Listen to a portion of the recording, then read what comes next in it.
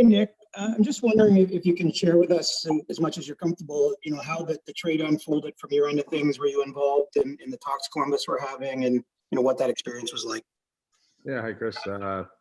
Yeah, I mean, I think it was an emotional couple days. Obviously, I have the utmost respect for Yarmo and how he kind of brought this to my attention, and just talking about if there was something that made sense for the team, that he would try to keep me in the loop, and that meant a lot to me, just in how much our relationship has obviously grown over these years, and and trying to find the right fit and what made sense for the organization. I think ultimately it's always what comes down to what's best for the team, and but he was able to kind of fill me in on some things and see where I was headed, and it just fell into place that it worked out to come to Toronto. And it's been pretty exciting, pretty amazing day, once you've kind of made the decision, and hard day obviously, but with all the emotion attached to Columbus. And but once now that it's kind of sunk in, and how excited I am to join this team and help in any way I can, that really gets me going, and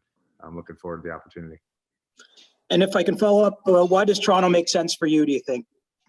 Well, I just, in playing them last year, in the bubble, and just seeing the team, and how young they were, but also just how dangerous they were. And I felt like they were a team that learned a lot about themselves. And I just felt like it was a fit for me in the sense of just what I can bring and help. And, I know Jason Spezza, who's a guy that's, paid his dues and long time, looking for a cup, and just everything just felt right. Sometimes I'm a guy that plays off my gut, my heart, and, my heart was telling me this was the right move. So I went with it. And, I can tell even from when I said, that this is something I wanted to do, it just felt right. So I'm looking forward to that opportunity. And, obviously being around the guys, there's a little bit of a lull here, with the 7 days that's coming, but I'm really looking forward to just getting there and getting acquainted with everything, and then hitting the ground running and helping any way I can. Great, thank you. We'll go to Josh Clipperton from the Canadian Press. Go ahead, Josh. Hey, Nick. Congrats on the deal. You were 5 or 6 years old when your dad was part of that Leafs run to the conference final in '93. I'm just wondering what you remember about that, what you remember about the team and the city. Yeah, I remember. I'm not a big fan of Kerry Fraser after that. Yeah, that was, I just remember the passion of the fans. And I remember how excited my dad was. And I remember, I think it was after beating St. Louis, we got to walk the streets home, and the parade atmosphere that the fans kind of gave. And, that just stuck with me since, to this day, how passionate Leaf fans are. I know it. I live in the summer in Sudbury, Ontario. It's split down the middle, 50-50, Habs fans, Leaf fans. And so I know what it's like, and the reach that the team has. And I'll never forget that run. I mean, it's something my dad talks about to this day, and it's kind of ingrained him to that city, and people still talk about it to this day. So I'm looking forward to going on another one, being the next Foligno to do so, and joining a great team that has already, done a lot of work to get in a position to be talked about in that way. And I'm excited about joining and helping that team. And I also don't really believe in pressure. I think it's just an opportunity. So I'm excited about the opportunity that I have to join a team that has put themselves in a position to be talked about in that light, as a team that can do some damage in the playoffs. And there's still a long time from now till then, but I'm looking forward to joining that. If I remember correctly, you did the famous Foligno jump when you scored your first NHL goal, but haven't really done it since. Do you think we'll see it when you get your first with the Leafs? It's a Game 7 overtime. I'm sure I'll jump just out of pure joy. So I don't know if you'll see it again, but that was my dad's thing. That was something I wanted to do for him when we broke in the league. Both my brother and I did it. But I'm sure if I get excited enough, the jump will just come out naturally. It's ingrained in us Folignos. So we'll see what happens. Thanks, Nick. Thanks. Thanks, Josh. We'll go to Lance Hornby from the Toronto Sun. Go ahead, Lance. Hi, Nick. Again, welcome to Toronto. You talked a little bit about the last playoff series, meeting the Leafs. Have any of those guys reached out to you? And what has either Kyle Dubas or Sheldon Keefe been talking to you about since you came aboard?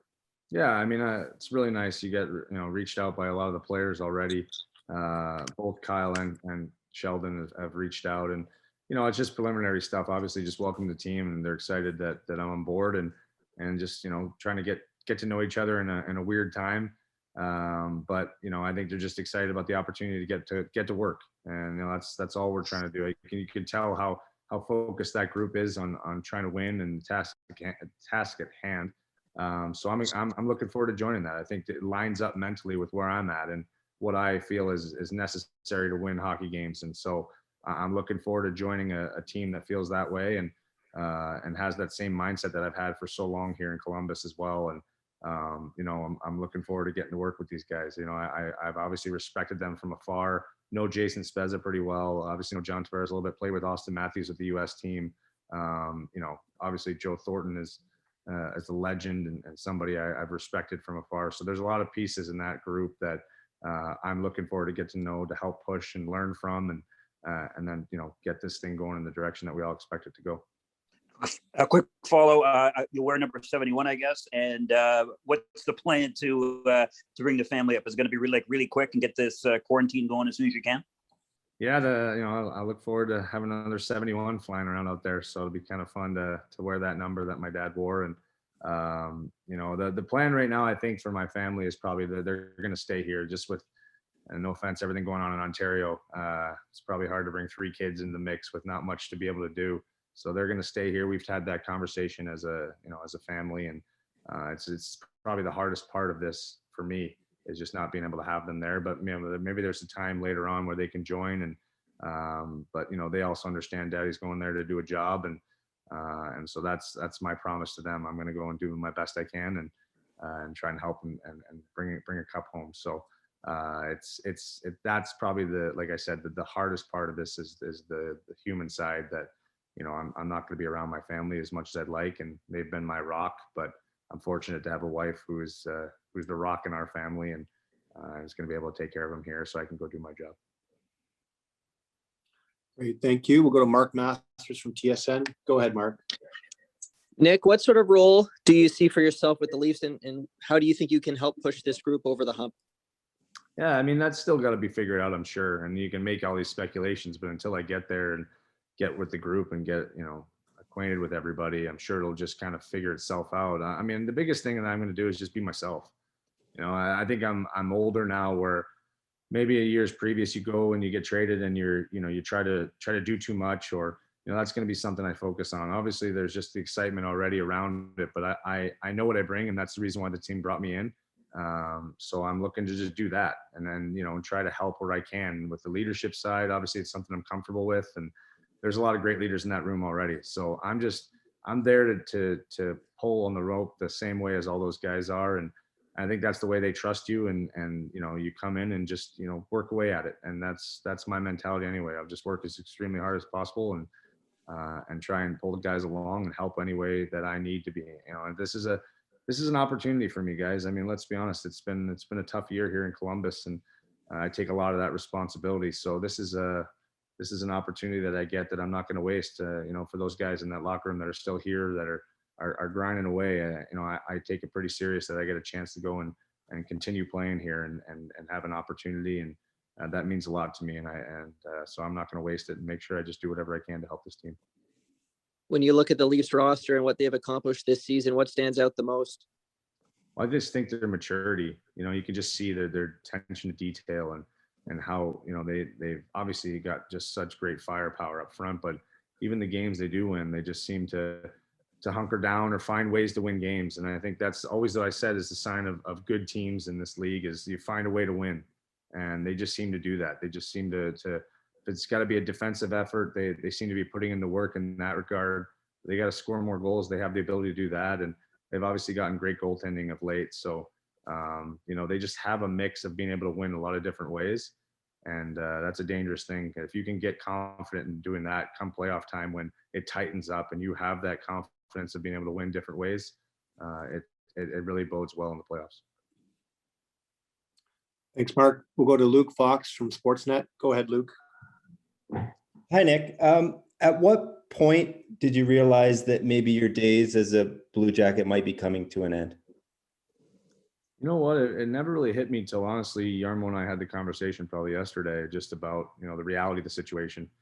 I think just as the captain here and as a guy that just never really says it's over till it's over, I just never really wanted to think about that because, you can go down that road a million different ways, and if something doesn't happen, I need to make sure I was doing what I needed to do to help our team. So really it was kind of yesterday when the reality of the situation, I think seeing my teammate David Savard get traded, you can kind of see the direction that we were headed, unfortunately, here in Columbus. And I really appreciate Yarmo allowing me the opportunity to go and chase my dream of winning a cup with a team that I feel has a great opportunity of doing that. So I have a ton of respect for him and just the whole process that we went through. And, so that's something I'll never forget. And now I just want to make sure I make good on the opportunity that I've been given. So it's, like I said, it's been bittersweet. It's, but I am ecstatic about the opportunity that I have here. And, I feel really good about the decision we made.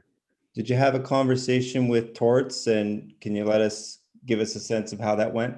Yeah, he's happy for me. I think Torts and I have such a great relationship. We have so much respect for one another, and I've learned so much from him. He's been one of my best favorite coaches to date. And just a guy that's pushed me to be better at all facets of my game. Even certain areas he just continues to push, and I appreciate that. I think that's what you want as a player, as an athlete, is to continue to be pushed in ways that allow you to reach goals that you didn't think were possible. So I just have a ton of respect for him, and I think he was happy for me that I got this opportunity. We've gone through a lot here in Columbus. We've grown this thing to a point where we had a great little run, and we're trying to continue that against, when we beat Tampa and ran into a really good team in Boston and realized that was the next step we needed to take, and, had a lot go on after that, but found a way to kind of dig in and get into the playoffs last year. And so we just felt like we were on the way, and unfortunately just things didn't quite fall into place this year. And we had a lot of turbulence, but he's been a guy that's really helped kind of steer the ship here. And so I have a ton of respect for him. We had a great conversation about just going out and making the most of this one. Thanks, Luke. We'll go to Brian Hedger from the Columbus Dispatch. Hey, Nick. Hey, Edge. How much did you enjoy being the captain here for 6 years? Oh, God. I don't think I could put that into words. I mean, it's hard to probably, I was even thinking about that question. I think it's just too emotional right now. It's hard to kind of think about it already. It's too fresh. But listen, I know how fortunate I was to be a captain of first of all, a great group of guys. A core group that I think of is Boone and Cam and Jonesy, and, Z was coming on, and you got Oliver Bjorkstrand now, and Gus Nyquist, and, the list kind of goes on as you keep going through here of the guys that I got to play with and lead. And man, it's just fortunate to be in a room with guys like that.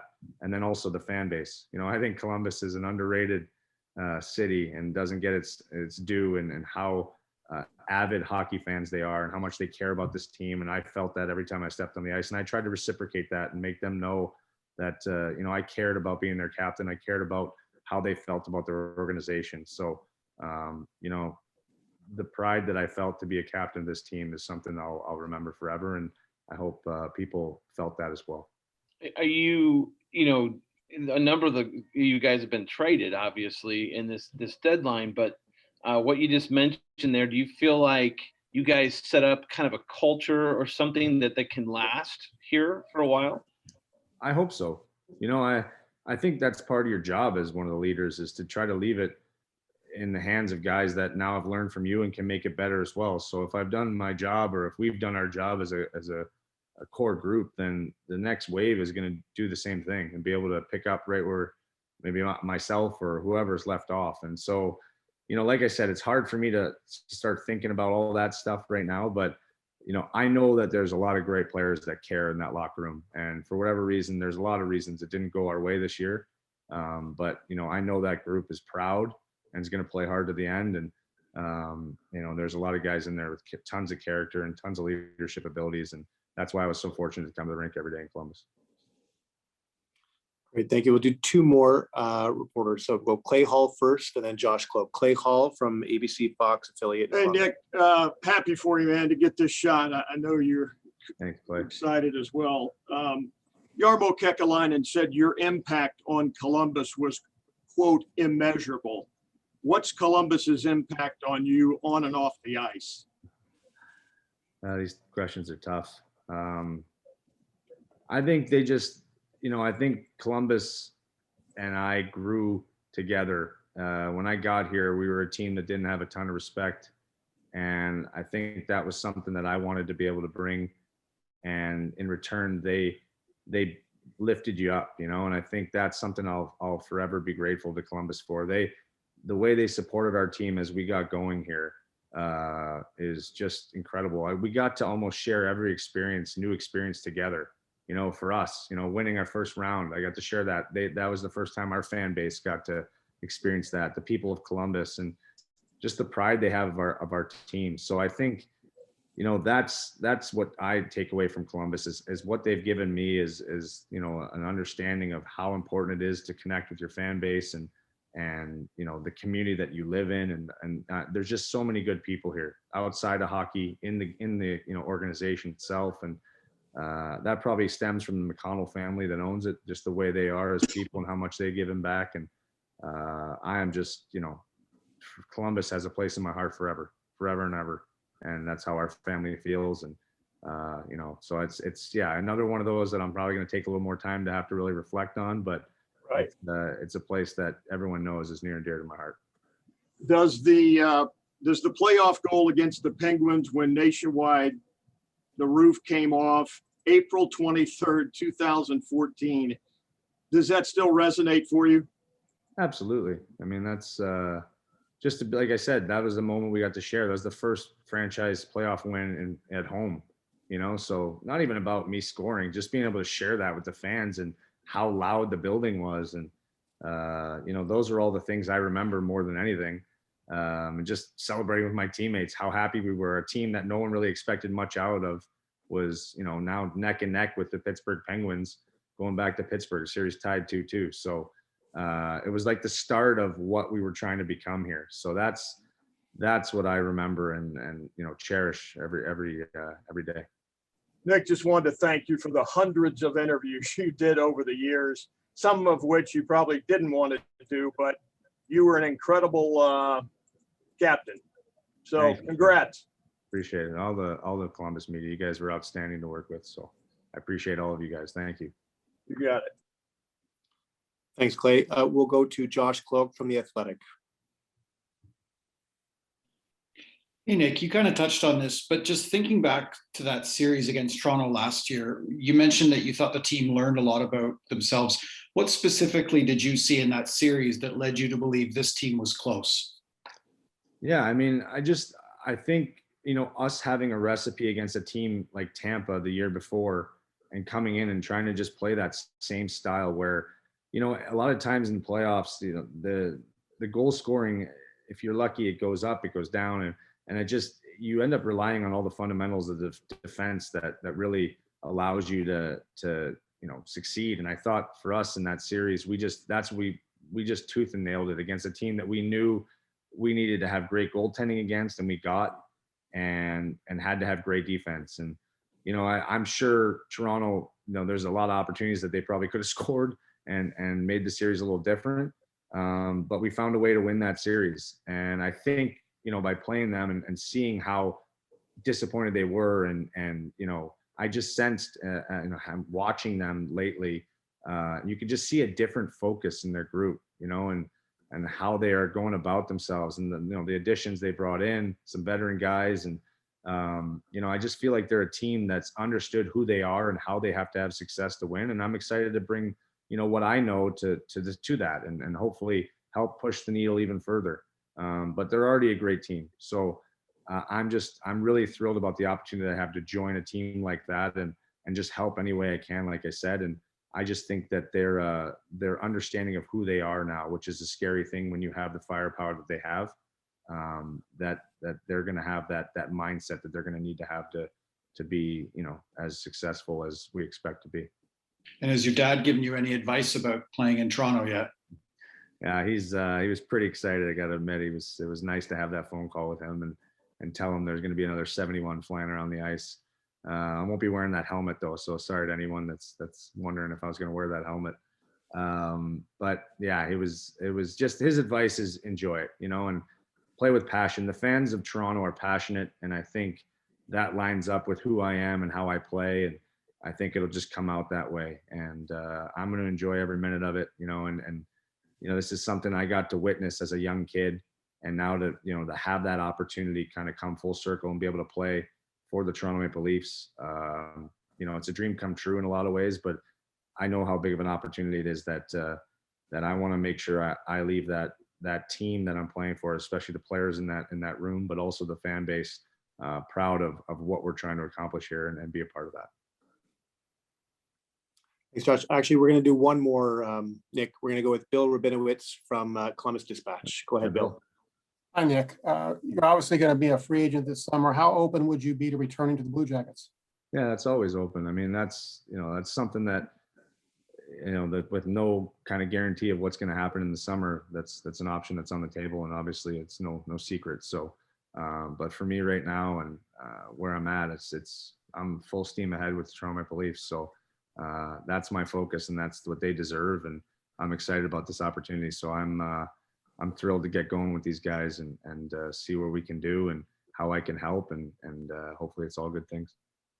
And if I could ask a follow-up, obviously it was a disappointing year with Columbus. Can you put your finger on what happened and how close you think they are to getting back on track? Yeah, I mean, that's the hard part with this season is there's so many little things that kind of go on. And for me to talk about it now, I mean, I think I'd need more time to really dissect everything because it's still fresh and there's still a lot of things that, that I'm still emotionally attached to. So, but I will say the pieces are there.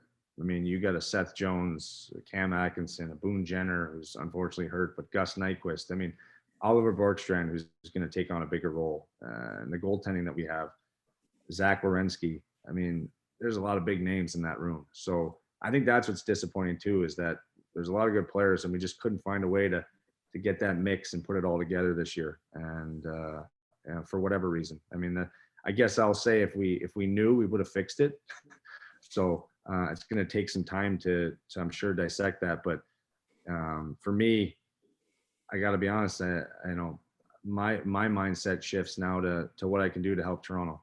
And that's just the way this business works, and that's all I'm focused on. And until the off season, until I really have those conversations, I am so committed to what I can do for this group, and that's how I am. I'm jumping in with 2 feet, and whatever I can do to help the Toronto Maple Leafs right now is all that I'm focused on. And and I'm really thankful for that opportunity.